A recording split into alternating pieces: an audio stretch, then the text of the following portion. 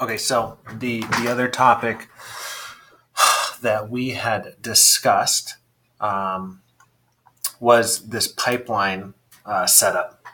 I'm going to kind of walk you through. I think the easier way to do it. The way I was taught when I got here was if you look at somebody in the pipeline, you click on either view or you just click on the date of that recent interview. And as they move through the interview process, you just click that little button and you change it to be whatever you want it to be and change the date and time, blah, blah, blah, blah, blah. Problem is that it doesn't save any of that information. And there's a way in here to save information so that you can see each step in the road and see who did what and see when it happened. So once again, this is a closed work order for Gila, so I'm going to just do an example, but I'm going to go over to a guy that's a candidate in our system. Top right corner, click that drop-down menu, click on link to position.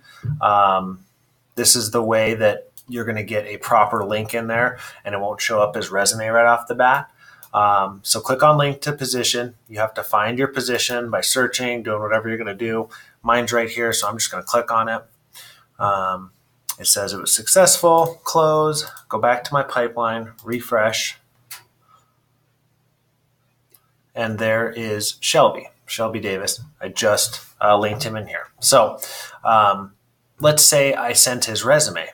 I'm going to click on his name and hold it and drag him over to the next step that I want to put him in, which is resume. Now, if you look at his interviews, he has 2 interviews.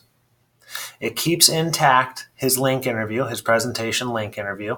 And if that was done by a different person than me, it would show up here so we can actually track who does link a person to a particular order. And then it has a separate interview for resume with a separate date and time in there.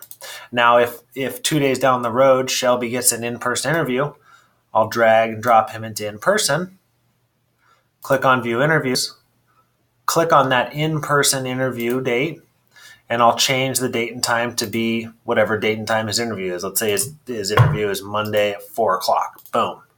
Click save. And then you have his most recent interview. If you get out of here and refresh it, will be Monday the 14th at 4 p.m. And you can see every little step in the process there. You can also use this to go a step further if you want to. There's offer made, offer declined, offer accepted. I don't really go much past using, out of process candidate not interested or out of process employer not interested. So if he interviews and he's not interested, I'll just drag him down to here. And now he is out of process, employer or candidate not interested. Anyways, ideally, this is the way we're going to be looking for the pipeline to be managed moving forward.